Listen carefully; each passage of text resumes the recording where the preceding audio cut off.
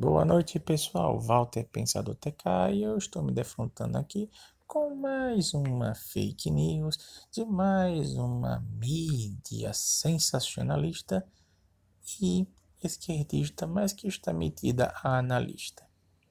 Pois bem, eu já tinha visto antes uma reportagem ridícula dele sobre como, por causa da portaria do Muro 666, eles comparando a portaria do Apocalipse, coisa mais ridícula, como se a cada ano não houvesse uma portaria 666, já que números, né? Sempre, se você tiver acima de 666, você vai ter uma portaria de número 666, ponto final, acabou-se. E isso não significa nem um pouco que alguma delas é catastrófica, apocalíptica ou qualquer coisa do tipo. Então, bem ridículo. Mas vamos lá. Essa reportagem aqui, eles estão comentando essa questão aí dos hackers apreendidos, né?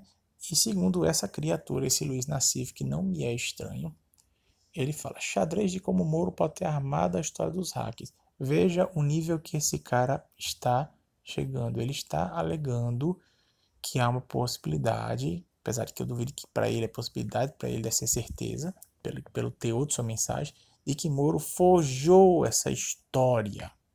Olha o nível do cara. O Moro está manipulando a Polícia Federal para forjar hackers. Mas vamos lá. Eu já li essa reportagem dele, ela tem muitos buracos, nem como teoria serve. E vocês vão entender por quê. Eu espero que se você estiver vendo isso, Luiz Nassif, que eu acho bem difícil, mas se você estiver ouvindo, você baixa essa tua bola, porque essa tua análise é furada. E eu vou provar por quê. Então vamos lá.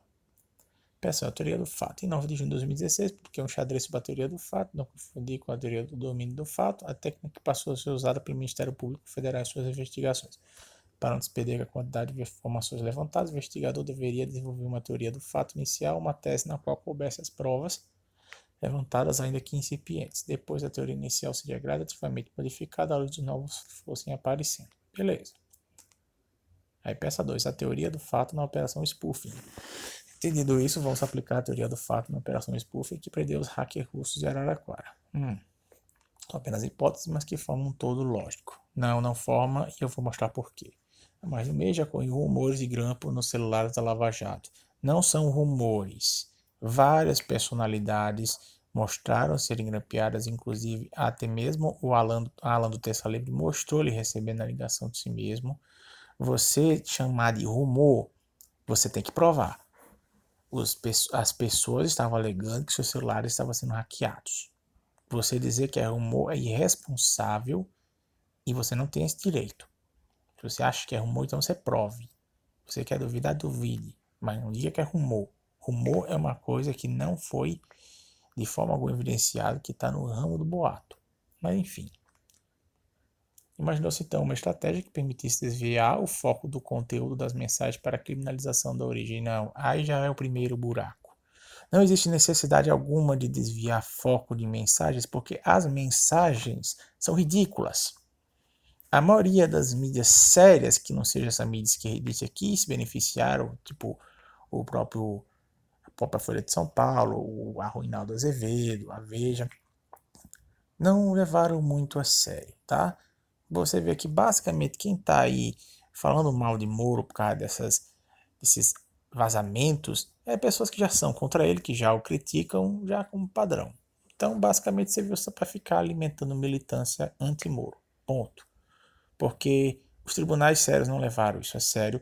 Isso não pode ser usado como prova, mesmo com a gambiarra que o Gilmar Mendes tentou fazer para dizer que uma prova ilegal, de origem ilegal, poderia ser aceita.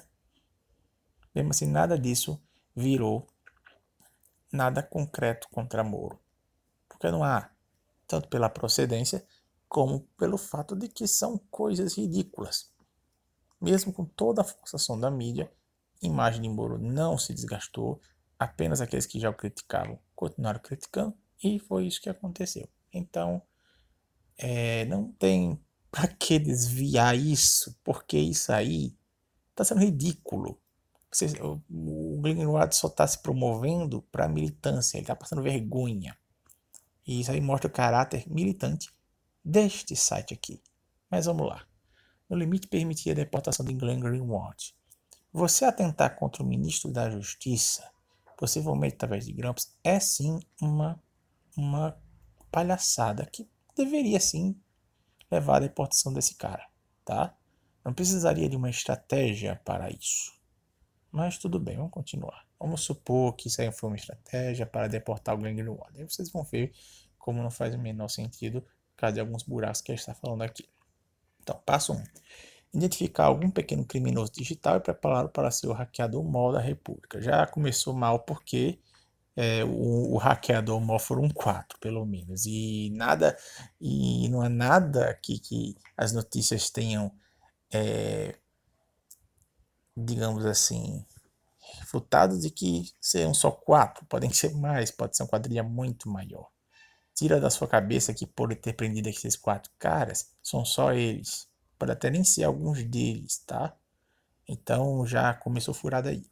Fornecer a eles os celulares de personalidades relevantes da República, de presidentes de tribunais e a presidência da República. Olha o nível de acusação do cara. Ele está dizendo que o hacker foi escolhido pelo Moro, quem quer que seja que ele está acusando, e ele recebeu os celulares de várias personalidades para que ele tivesse material para hackear. Deflagrar a operação Spoof e anunciar a prisão dos hackers com estardalhaço. Ou seja, esse cara está acusando sem nenhuma prova. Sem nenhuma prova ele está acusando a possibilidade de tudo isso ser uma farsa. Veja o nível disso. E lá embaixo ele vai ter a cara de pau de dizer que a Polícia Federal foi profissional, que está de parabéns. Então já descarta a possibilidade disso aí ser uma mentira. Mas tudo bem. Montaram alarme em cima dos números celulares de autoridades encontrados no celular do hacker, independentemente de comprovação se foram ou não hackeados. Aproveitar o clima de catástrofe para articular a deportação de Glenn Greenwald. Vamos ver o que ele evidencia aqui. Veja os pontos que esse cara fala. Peça 3. Os pontos que reforçam a teoria do fato. As seguintes informações reforçam essa narrativa. Vejam bem, ele está dizendo que reforçam essa narrativa que acabou se perdendo pela inverossimilhança. Aí, olha o ponto 1 do cara. A má escolha dos culpados. Um DJ, um motorista do Uber, um aluno de curso técnico de uma cidade do interior. E daí? O cara tá cometendo falácia genética. O cara tá dizendo que houve uma má escolha de culpados. Existe boa escolha de culpados? Seria o que? Você queria que escolhesse advogados, procuradores, professores universitários. O que você queria que escolhesse? Qual é o teu critério para dizer que a escolha foi ruim? Inclusive DJ é uma profissão que pode ser considerada glamurosa. E motorista do Uber qualquer um pode ser, criatura. Qualquer pessoa pode ser um motorista do Uber. Aluno do curso técnico também qualquer pessoa pode ter. E aí o que ele fala? Pelo histórico, dificilmente teria informações até sobre o Intercept que atinge um público mais sofisticado. Não, seu Zé Mané, você acabou de falar uma grande merda. O Intercept talvez tivesse um público mais restrito antes, quando não era nada, quando ninguém conhecia. Mas com essa vaza-jato, tá na boca praticamente de todo internauta. Qualquer pessoa que tem internet, que olha o YouTube, ouviu falar do Intercept pelo menos uma vez. Então já furou esse teu reforço de narrativa. O Intercept tá na boca de qualquer pessoa de direita que esteja minimamente informado sobre isso. E os de esquerda também, porque eles usam isso para atacar Sérgio Moro e Bolsonaro. Então, acabou-se. Não tem. Esse é o maior furo desses pontos que esse cara coloca. O cara diz que houve mais coisa de culpados, com um critério vago, subjetivo, e depois vem dizer que. Como se esses caras não tivessem chance de conhecer o Intercept. Ah, vai pra cima de mim, cara. Muito menos teriam capacidade técnica para uma operação de tal envergadura. Quem é você para dizer que os caras não vão ter capacidade técnica, fio?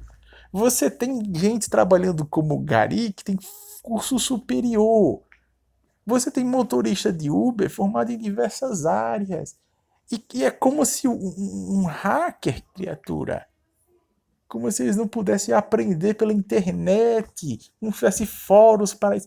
Olha o nível da imbecilidade que esse cara está falando. E você quer alegar que você está usando argumentos lógicos? Olha a bosta que você falou.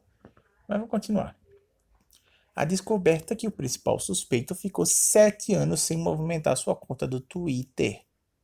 E daí? Ele podia ter outro Twitter, ele podia usar outra rede social. Porque por exemplo, voltei a usar o Twitter agora. Eu nunca fui de usar muito o Twitter. Eu usava mais assim para alguns aplicativos, programas que eu retweetasse, eu ganhava alguma coisa, até mesmo joguinhos. Mas eu uso mais o quê? Meu Facebook. E hoje eu tô usando menos Facebook, tô usando mais Twitter e YouTube. Então, e daí? E daí? Aí retomou um mês antes, transmudado. De filiado ao DEM, apoiador de Bolsonaro, a crítico do PT, tornou-se petista, passando a retweetar matérias críticas a Bolsonaro. Hã? O quê? Cara, eu acho que você tá confundindo, tá? Mas vamos supor que ele chegou a esse caminho mesmo, que era afiliado do DEM, apoiador do Bolsonaro, crítico do PT, petista. Cara, isso não quer dizer nada. O que mais você tem, pessoas assim que se dizia apoiador de Bolsonaro e depois se virou contra ele, não tá no gibi, tá? É certo que é difícil o cara passar a apoiar o PT nessa situação, mas do jeito que esse cara tá falando, ele não provou nada, tá? Então eu vou desconsiderar isso aqui. Aí, além disso, um belo trabalho da revista Folha descobriu que os tweets eram disparados de Brasília. E o primeiro perfil a seguir o hacker foi do antagonista, espécie de veículo oficial. Olha o nível desse cara. Antagonista, espécie de veículo oficial da Lava Jato e de Moro. Porque o antagonista é um dos poucos veículos decentes, e olha que eu já tenho minhas críticas também ao antagonista. O cara vem dizer que o antagonista, por conseguir enxergar a palhaçada da Vaza Jato, ele é o veículo oficial da Lava Jato e do Moro. Esse é o nível da análise lógica desse cara, a falácia genética dele. De porque determinado veículo demonstra não demonstra ser essa mídia esquerdista que fica atacando o Moro o tempo todo. Então eles são um veículo oficial da Lava Jato e de Moro. Não, eles não podem ser só um veículo de comunicação que vê além dessa narrativa esquerdista anti-Moro. Aí por isso eles não vão ficar criticando o Moro. Os caras já criticaram em várias ocasiões o Bolsonaro, inclusive. Então os caras não sabem do que estão falando. Mas tudo bem, vamos supor que os caras são chapa branca para Moro e a Lava Jato. E daí? A população brasileira gosta da Lava Jato, Sérgio Moro. Então aí já começa por aí o problema. Porque isso não é um ponto muito relevante. E o fato também de ser o primeiro perfil a seguir o hacker foi um antagonista, eu sinceramente não posso confirmar e nem negar a informação. E esse cara também não está provando nada do que ele está dizendo, então eu não vou considerar isso como verdadeiro. Ponto 3. A ansiedade de colunista de tecnologia do Globo, que antes mesmo de qualquer informação da Polícia Federal, declaração de Moro, referendou a tese de que os hackers detidos teriam sido os informantes do Intercept e foi a manchete principal do jornal durante toda a manhã do espetáculo. E daí? E daí? O que eu mais vejo é mídia se apressando em dar conclusão. Eles se apressaram, por exemplo, de dizer que Damares tinha sido demitida quando ela deu sinais de cansaço. Eles se apressaram de falar da demissão do Vélez. Mídia cometendo erros. Que novidade, cara. Que nem você está cometendo agora. Então eu não vejo isso como ponto relevante. É apenas mais cagada da mídia se eles estiverem errados. Ponto 4. A pressa de Sérgio Moro em atribuir aos hackers o dossiê do Intercept antes de qualquer vistoria da PF. Ô, Zé Mané, você acha mesmo que o cara, depois de ser hackeado, antes mesmo de os vazamentos começarem a surgir, de repente começa a surgir um monte de vazamento do celular dele, o cara foi hackeado, ele reportou isso à polícia antes dos vazamentos, supostos vazamentos terem sido postados. Você quer que ele pense o quê? Ué, foi hackers, foi o que os caras hackearam de mim. Isso é lógico, isso é uma conclusão lógica. Se não foi, o Glenn tem que provar. Se ele não prova, então ele deixa pelo menos a dúvida. E nós acreditamos sim que esse cara pegou o material. E hacker é o mais lógico. Então não é uma pressa. Isso aí é a coisa mais lógica a se concluir. Tanto que muitos falam isso aí. A decisão de Moro de telefonar a várias autoridades para comunicar que tinham sido hackeadas. Polícia Federal, você quer ter aprofundada a perícia. A única prova era os números celulares no celular do hack. Bom, eu não sei quanto é essa informação, então eu vou pular essa aqui. Ponto 6. Finalmente, a portaria 666, publicada hoje sobre a importação de estrangeiros. Isso aí é aquela coisa. Já há muito tempo clamou de que o Glenn fosse deportado do Brasil. Isso não é nenhuma novidade. Não partiu de Moro. E muito menos você pode evidenciar que você foi para o Glenn Greenwald. Agora o cara ataca a Lava Jato, ataca a principal operação combatendo a corrupção no país. Ataca o ministro da Justiça. Impiedosamente, com mentiras, a ponto do ministro da Justiça ter que depor no Congresso por coisas que ele fez no passado, que não colocam em xeque a sua decisão. Não colocam. E aí os caras acham que pode ficar tudo numa boa. Não é assim que funciona não, filhote. Você não está lidando com um mortal qualquer, você está lidando com uma pessoa muito relevante para o contexto brasileiro, independente se você goste dele ou não. Moro é muito relevante. Ele é o ministro da Justiça, criatura. E mesmo que vocês derrubem a decisão dele com Lula, tira da tua cabeça que vocês vão soltar ele, que não vão. Porque a decisão de Moro foi atestada pelas outras instâncias. Então, tira Cavalinho da Chuva, Glenn, GGN, qualquer um que vocês estejam querendo passar essa narrativa, vocês não vão conseguir. É peça 4. Onde a operação falhou?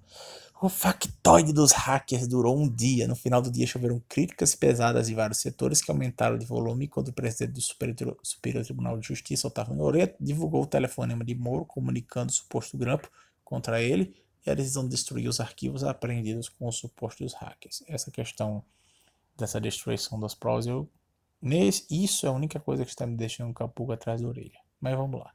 A atitude despertou vários suspeitos que enfraqueceram o impacto das manobras de Moro. Sobre os telefonemas, ficou sem dúvida sobre as intenções de Moro se tentar pelo favor, pela chantagem implícita, apoio para a radicalização contra o TSF. Radicalização. Depois de tudo o que esses caras fizeram, as porcarias que eles divulgaram, sem provar nenhuma, a ponto de fazer um áudio onde eles sequer, um suposto áudio do Deltan, aonde claramente os caras forjaram aquele áudio, inclusive foi previsto pelo Pavão, que tantos disseram que era um fake. E os caras botam um áudio que não tem ruído ambiente, que as falas do suposto Deltan aparecem, depois não tem nada, não tem ruído. O cara mostrando que o editor dele é horrível, o editor dele de áudio. E o indivíduo vem dizer que é uma radicalização contra o Intercept. O Intercept que está radicalizando. O que ele está fazendo é uma coisa patética, uma coisa absurda. Ele está atacando os poderes da República. Porque você tem um sistema judiciário como o brasileiro, sem ser o STF, que o STF é palhaçada mesmo, sendo atacado dessa forma, a principal operação de combate à corrupção, isso é de se preocupar. Então, ele que está radicalizando, não é o Sérgio Moro. Ele radicalizaria se ele estivesse fazendo uma caça às bruxas, já tivesse colocado pessoal para ir fazer busca e apreensão E ele podia até ter feito isso, mas não fez. Na casa do Grande Luado, do David Miranda, não fez nada disso. Foi permitiu as investigações. Então, onde ele tem radicalização? Ele já mandou deportar o Glenn? Não. Ele está tentando seguir as nuances da lei. Então, menos, cara, menos.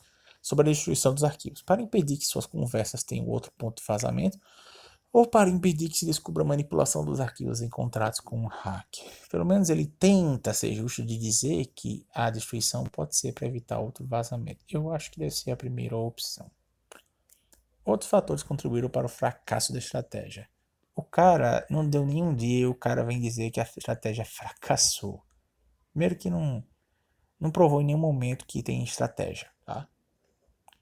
O mais relevante dos quais foi o profissionalismo da equipe. Ó, tá vendo? Eu falei, profissionalismo da equipe da Polícia Federal, que tocou a operação. A coletiva sobre o caso foi objetiva, sem avançar em ilações e convicções, como a Lava Jato costumava fazer. Ou seja, o cara tá dizendo aquela velha ladainha das convicções, baseado em convicções. E depois vocês querem vir de falar de mídia imparcial, né? Que é uma fonte da PF, ouvir a informação. Ou Oh, de uma fonte da PF, é? Sei. De que não aceitariam repetir o inquérito policial militar do Rio Centro, o episódio que manchou para sempre a imagem do Coronel Job. Em dois momentos, a postura profissional dos policiais abortou factoides de Moro. Os vazadores de Moro trataram de difundir frases descontextualizadas dos hackers detidos, como a história de que tentaram vender um material para o PT e que mantiveram contato com o Glenn Greenwald. A EPF divulga a informação de que os hackers admitiram não ter entrado pagamento pelas informações. Olha a bosta que esse cara falou.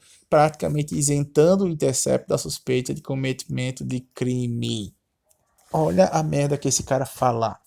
Quer dizer então que se ele recebeu de graça tá tudo bem, não tem crime nenhum, os caras hackearam. Ah, meu, não, peraí. Eu não cometi crime não, eles me deram de graça os hackeamentos. Esse é o nível da canalice desse cara. Ele está dizendo que por causa que não foi cobrado, que não entrou pagamento, então tá tudo bem. Fora o fato de que o cara que foi preso, que infelizmente é meu xará, me vergonha meu nome, mas tudo bem, o cara era comprovadamente associado a estelionatos. Então um cara desse vai fazer uma caridade para o Intercept. Ah, por favor, vai querendo enganar quem, rapaz? Olha a merda que esse cara falou. Aí seria curiosíssima a reconstituição desse interrogatório preliminar do hacker que arrancou dele uma declaração que na prática absolveria o Intercept, mesmo que fosse ele a fonte do jornal. O argumento do cara é porque ele não cobrou. Ei, cara, eu tenho aqui uma fonte roubada aqui, mas eu não vou te cobrar não, que aí assim ninguém pode te culpar. Então o cara recebendo de graça a fonte do crime, tá tudo bem, gente. Ó, é isso que o cara desse jornal de higiene está dizendo, Luiz Nassif. Olha o nível de lógica desse cara. Momento 2. Logo após vazar a declaração de Moro de que iria destruir os arquivos recolhidos, a PF soltou uma nota oficial negando a intenção e dizendo que a autorização teria que ser do juiz do caso. Pá. Grande bomba se transformou em um crack, quando até o Jornal Nacional se armou de cautelas para cobrir o tema. E com o palco esvaziado, Moro lança seu último projeto, o tal decreto de extradição que acaba explodindo em um palco vazio com a força de um track. Uau! O cara não passa nem um dia e o cara está dizendo que não deu certo. Guisa de conclusão. Peça 5. Tudo escrevi se baseia em uma hipótese, uma teoria do fato. Para uma hipótese, filhote, você se baseia em premissas erradas, baseia-se em argumentos furados e, consequentemente, você não pode chamar isso de científico. À medida em que novos fatos forem surgindo, a teoria pode ser a ser refeita ou, o que parece mais provável, reforçada. A quantidade de irregularidades cometidas em apenas um dia mostra um Sérgio Moro totalmente descontrolado. Olha só o nível de exagero. O Sérgio Moro descontrolado. Nossa, Sérgio Moro está descontrolado. Ele está morrendo de medo. Não, não é o Greenwald que está com medo, que está lá. Inclusive teve aí, infelizmente, por mais que eu não goste dele, teve um infarto, foi para o hospital. Estava aí emergencialmente com visto das crianças dele nos Estados Unidos. Estava aí antecipando já que ia ter hackers presos, enfim. Não, é o Moro que está desesperado. Eu acho que quem dos hábitos ver o xadrez é você, rapaz. Você tem um cara que é em xadrez, é o Moro. E não você. Aí vazou informações para autoridades do governo de uma operação sigilosa, antecipou conclusões antes mesmo das perícias, anunciou a destruição de provas, sem ter poder para tal. Finalmente solta um decreto propondo a expulsão de estrangeiros de forma sumária, atropelando todas as salvaguardas da Constituição. Ô, cara, você já ouviu falar de Lei de Segurança Nacional? É muito engraçado, né? Parte de Greenwald e Moore espalhou terror entre todos os departamentos que trabalham com estrangeiros. Uma série de abusos liquida completamente o apoio que recebe das forças institucionais.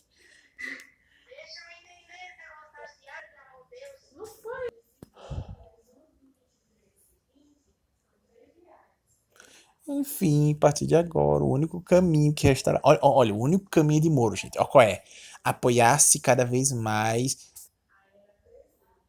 O cara esqueceu de botar até o si.